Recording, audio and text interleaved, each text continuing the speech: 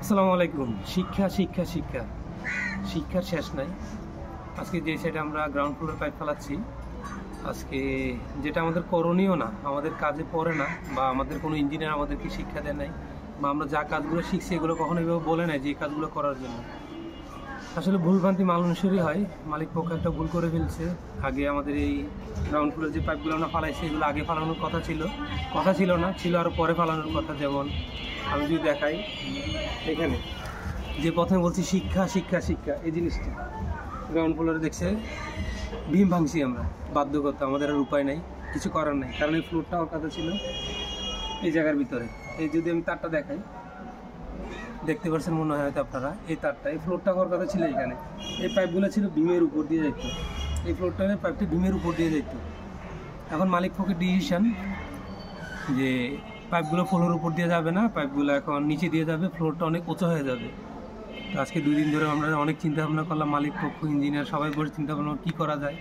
কারণ মালিক পক্ষের চূড়ান্ত ডিসিশন ফ্লোর আমরা হাইট করবো না, এটা পুরোটা গাঁথনি হওয়ার কথা। আমি আগেই বলে নিই, এই পুরোটা এখানে এতটুকু গাঁথনি হওয়ার কথা ছিল, এখান দিয়ে আমার পাইপগুলো যেত, তাহলে আমার ভীমটা ভাঙতে হতো না, ভীমের উপর দিয়ে পাইপ। যদি আমরা আরেকটা দেখাই তাহলে বুঝতে পারবেন আপনারা।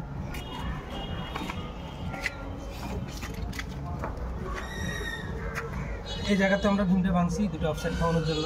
এই যে ফ্লোরটা আমি দেখাই আবারও, ফ্লোর থেকে এখানে আরও 18 ইঞ্চি উঠার কথা ছিল ফ্লোরটা, এই তারটা বাঁধা, ওইখানে যা দেখাইছি আমি এখানেও তার, এই যে এখানে এই তারটাতে ফ্লোরটা হওয়ার কথা ছিল।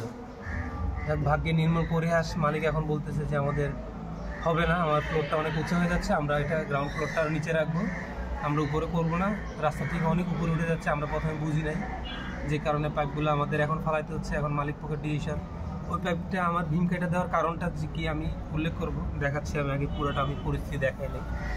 এখন আসেন কেন আমরা ভীম ভাঙলাম, বা অনেকে প্রশ্ন করবে ভীমের নিচে দিয়ে পাইপটা নেওয়া যেত।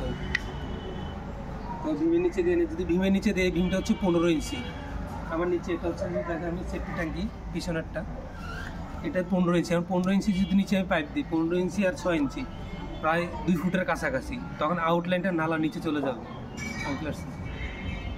আউটলাইনটা নালা নিচে চলে যাবে। তো নালা নিচে চলে গেলে তার আউটলাইন হয় না।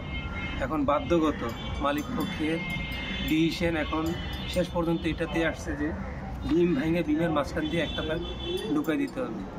তো যাই হোক, ইঞ্জিনিয়ারও আসছিল, বসছিল, কিছু করার নাই। শেষ পর্যন্ত ওনাদের ডিসিশন, আমাদের ডিসিশন, সবার মিলে চূড়ান্ত ডিসিশন যে একটা ভীম ভেঙে ভীমের মাঝখান দিয়েই পাইপটা ঢুকাইতে হবে।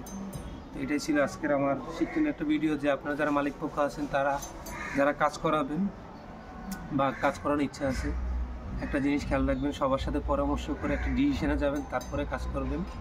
না হলে হয়তো আপনাদের বেলা দেখা যাবে এমন ধরনের একটা ভুল হয়ে গেছে যে ভুলগুলোর মাসুল আসলে দেওয়া যায় না, এই ভুলগুলোর মাসুল দেওয়া যায় না।